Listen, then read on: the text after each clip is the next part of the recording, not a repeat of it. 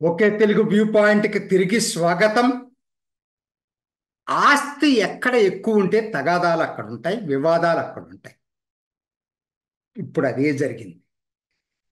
దేశంలో రైల్వేలు, రక్షణ రంగాల తర్వాత అత్యంత ఆస్తి ఉన్నటువంటి సంస్థ ఏదన్నా ఉందంటే అది వక్ఫ్ వక్ఫ్ బోర్డు.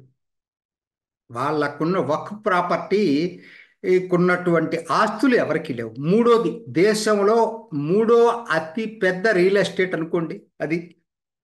అన్నీ తెలుసండి. సుమారుగా 8.7 లక్షల స్థిరాస్తులు ఉన్నాయి. 9 లక్షలకు పైగా ఎకరాలు, 9 లక్షల ఎకరాలకు పైగా ఉంది. అది ఎక్కువ భాగం మంచి నగరాల నడిబొడ్డుల్లో అత్యంత విలువైన భూమి. ఎన్ని లక్షల్లో ఉందో తెలియదు. బుక్ వాల్యూ చాలా తక్కువ ఉంది, కానీ నిజానికి అది లక్షల కోట్లలో ఉంది. లక్షల కోట్లు, లక్షలు కాదు. సో అయితే అది మీకు ఆశ్చర్యకర విషయం ఏంటంటే దాని మీద వచ్చే ఆదాయం ఎంతో తెలుసండి. కేవలం 200 కోట్లు మొత్తం దేశంలో. ఇంత నేను చెప్పినటువంటి దానికి ఆదాయం వచ్చేసరికి కేవలం 200 కోట్లు అండి. ఎంతమంది దీన్ని అనుభవిస్తున్నారో తెలుసా? దీని మీద కంట్రోల్ కేవలం 200 మందికి ఉంది. 32 ఉన్నాయి వక్ఫ్ బోర్డులు. అందులో 30 అందరై అయితే 2 ప్రత్యేకంగా 2 చోట్ల ఏంటంటే ఉత్తరప్రదేశ్, బీహార్లో సున్నీలకు వేరుగా, షియాలకు వేరుగా ఉంది. ఇదండి దీని చరిత్ర. ఇప్పుడు చెప్పండి, ఇన్ని లక్షల కోట్ల ఆస్తులు ఉన్న చోట ఒక నియంత్రణ లేకుండా, ఓ పద్ధతి లేకుండా ఎవడు పడితే వాడు దాన్ని వెస్టర్న్ ఇంట్రెస్ట్ స్వార్థానికి వాడుకుంటున్నప్పుడు దాన్ని నియంత్రించాల్సినటువంటి బాధ్యత ఉందా లేదా ఎవరైనా చెప్పండి. ఇవాళ ప్రభుత్వం తీసుకొస్తున్నటువంటి సంస్కరణలు ఒక్క బోర్డులో ఇవే. ముస్లింలకు వ్యతిరేకం అనేది ప్రతిపక్షాలు చేసేటువంటి ఆరోపణ. ఎందుకంటే ఈ స్వార్థపర శక్తులు వాళ్ళకు కూడా మరి ఏమన్నా మరి బెనిఫిట్ ఉందో నాకైతే తెలియదు. కానీ ఇవాళ కోరుకుంటుంది ఏంటంటే ఈ ఈ లక్షల కోట్ల ఆస్తి మీద వచ్చే ఆదాయం పేద పేద ముస్లిం పిల్లలకి, మహిళలకి వెళ్ళాలి నిజంగా అనేది ప్రభుత్వం కోరుకుంటుంది. తప్పెట్లవుతుందండి? సంస్కరణలు ఎప్పుడో రావాల్సింది, కాంగ్రెస్ హయాంలో రావాల్సింది. కానీ వాళ్ళు సమస్యని ఇట్లా పరిష్కరించాలని అనుకోకుండా ఈ స్వార్థపర శక్తులకి లొంగిపోయి చట్టాలను తీసుకొచ్చారు. ఏం చట్టాలండి? ఒక్కసారి నేను వాటిని గురించి చెప్తాను మీకు. నెహ్రూ మొట్టమొదటిసారి 1954లో వక్ఫ్ చట్టాన్ని తీసుకొచ్చాడు. ప్రత్యేకంగా ఒక దీనికి ఎందుకు తీసుకురావాల్సి వచ్చిందో నాకైతే తెలియదు. దాంట్లో వాళ్ళకి పూర్తి హక్కులు లేవట, ఆ పరిపాలన చేసుకునే వాళ్ళకి, ఆ వక్ఫ్ దీని మీద. అందుకని 1995లో అన్ని కాంగ్రెస్ ప్రభుత్వాలేనండి, ఇంకా వేరే వాళ్ళు ఎవ్వరు లేరు. 1995లో పివి నరసింహారావు 1954 చట్టాన్ని తొలగించేసి కొత్త వక్ఫ్ చట్టాన్ని తీసుకొచ్చాడు. ఈ చట్టంలో ఉన్నటువంటి ప్రత్యేకత ఏంటంటే ట్రిబ్యునల్స్ అపాయింట్ చేశారు. ఈ ట్రిబ్యునల్స్ని ఆస్తి వివాదాలన్నీ కూడా, దీనికి సంబంధించిన ఆస్తి వివాదాలన్నీ ట్రిబ్యునల్లోనే పరిష్కరించబడతాయి. ఇంకొక ప్రత్యేక ఇదేంటంటే దీంట్లో ట్రిబ్యునల్ ఈ ఇచ్చే తీర్పుకి సివిల్ కోర్టులకి అధికారం లేదు. హైకోర్టుకి వెళ్ళలేరు, సుప్రీంకోర్టుకి కూడా అధికారం లేదట. ఎక్కడైనా ఉంటుందా ఇది? అంటే నేనేమనుకుంటున్నానంటే, నాకు వ్యక్తిగత అభిప్రాయం, ఇది నిజం అవ్వచ్చు కాకపోవచ్చు నాకు తెలీదు. పివి నరసింహారావు 1992 బాబ్రీ మసీద్ డిమాలిషన్ టైంలో ఆయన ప్రధానమంత్రిగా ఉండి అపఖ్యాతి, కాంగ్రెస్ దీంట్లో అపఖ్యాతి మూటగట్టుకున్నాడు. ముస్లింలు దూరం అయ్యారు కాబట్టి ఆ ముస్లింలను మచ్చిక చేసుకోవటానికి వాళ్ళకి ప్రత్యేక హక్కులు అనేది ఇవ్వగలిగేటట్టయితే వాళ్ళు మళ్ళీ దగ్గర అవుతారనేటువంటి రాజకీయ కారణంతో తీసుకొచ్చినటువంటి చట్టంలాగా అనిపిస్తూ ఉంది. రాజకీయ కారణాలతోటి మరి ఆ అంత కాకపోతే నాకు కారణాలు తెలియట్లే అసలు. ఎందుకు ప్రత్యేకంగా ట్రిబ్యునల్కి ఇచ్చి వాళ్ళకి ఫుల్ పవర్స్ ఇవ్వటం ఏంటి? ఎవరిస్తారు ఈ ఫుల్ పవర్స్? సో అది సివిల్ కోర్టులకి పర్మిషనే లేకపోవటం, అది అయిపోయిందా?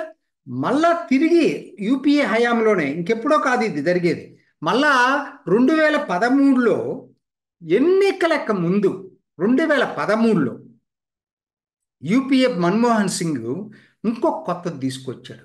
అసలు ఇది కూడా సరిపోలేదు. ట్రిబ్యునల్ సివిల్ కోర్టులకి అధికారం లేకపోయినా సరిపోలా. ఏం కొత్తది తీసుకొచ్చారంటే, అసలు వివాదంలో ఉన్నటువంటి ఆస్తి ముస్లింలకు చెందినది అనేది వక్ఫ్ బోర్డు గనక అభిప్రాయపడేటట్టయితే అది ఆ ఆస్తిని వక్ఫ్ ఆస్తిగా డిక్లేర్ చేయొచ్చు. చూడండి, ఇది డిక్లేర్ చేసి వాళ్ళు డిక్లేర్ చేస్తారు. వాళ్ళు డిక్లేర్ చేసిన దాన్ని క్వశ్చన్ చేసే అధికారం ఏ కోర్టుకి లేదు. అసలు కోర్టులు లేవండి. మళ్ళీ ట్రిబ్యునల్కి వెళ్ళాలి ఎవరన్నా వెళ్తే. ఆ ట్రిబ్యునల్లో నీకు న్యాయం జరుగుతుందని లేదు, జరగదని తెలీదు. అసలు అసలు యూనిలేటరల్గా భారతీయ చట్టాలకి అతిక్రమించి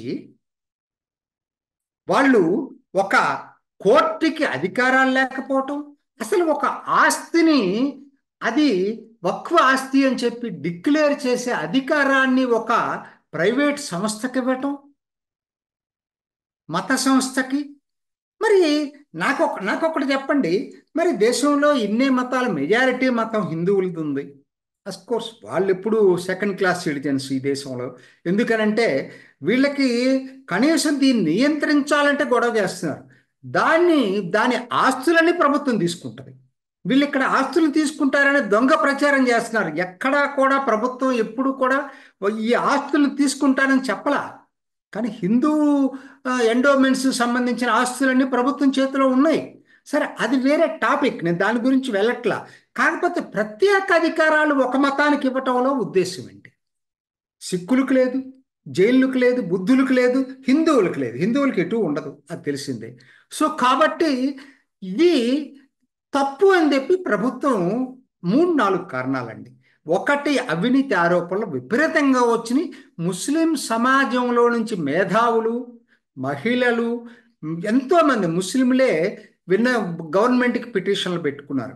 ముస్లిం ఈ వక్ఫ్ బోర్డులు మాకు అన్యాయం చేస్తున్నాయి, మా ఆస్తులను అక్రమంగా లాక్కుంటున్నాయి అనేది. అసలు ఏం జరుగుతుందో ఎవరికి తెలియదు. ప్రభుత్వ నియంత్రణ లేకుండా ఉండటం ఎట్లా కరెక్ట్ అవుతుంది?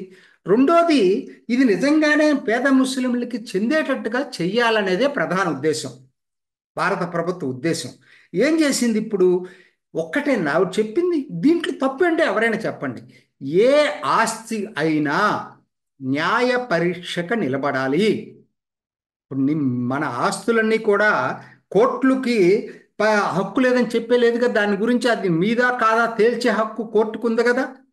మరి వక్ఫ్ ఆస్తులు వరకే ఆ హక్కు లేదంటే ఎలా కుదురుతుంది?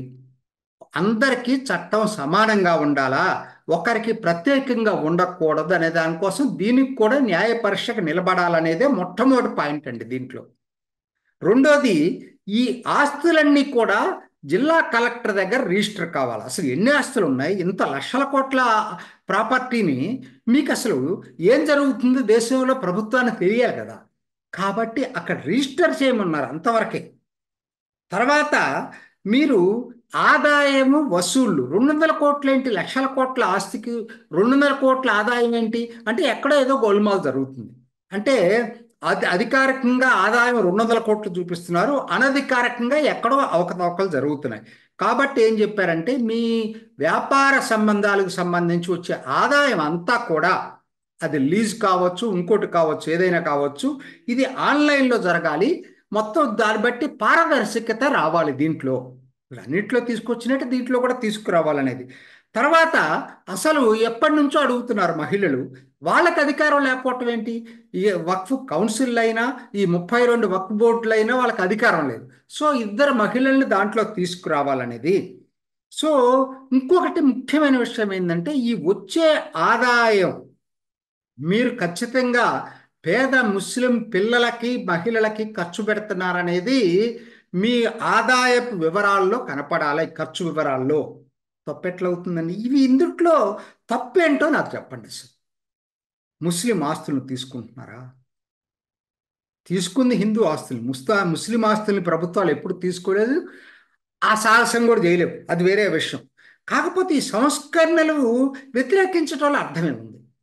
స్వార్థతో స్వార్థ పరులకు తప్పితే ఎవరికి కూడా ఇది కంటగింపు కాకూడదు. ఒక పేద ముస్లిం అయినా ఒక ట్రాన్స్పరెన్సీ ఉండాలి ఈ ఆస్తుల్లో అనుకునే ప్రతి వాళ్ళు ఆహ్వానించాలి. ముస్లిం మేధావులు అడిగితేనే ఇదంతా కూడా ఈ సంస్కరణలు తీసుకొచ్చారు. అడగకపోయినా చేయాలండి ప్రభుత్వం అనేది. ప్రభుత్వం తెలియకుండా రకరకాల దీన్ని తీసుకొస్తున్నారు. క్రిస్టియన్స్ని రెచ్చగొడుతున్నారు. రేపొద్దున మీ ఆస్తుల దగ్గరికి వస్తే వాళ్ళవన్నీ పబ్లిక్గానే ఉన్నాయి. వాళ్ళకి జ్యుడిషియల్ స్క్రూటినీ ఉంది. హిందూ ఆస్తులకు జ్యుడిషియల్ స్క్రూటినీ ఉంది, సిక్కుల ఆస్తులకు జ్యుడిషియల్ స్క్రూటినీ ఉంది.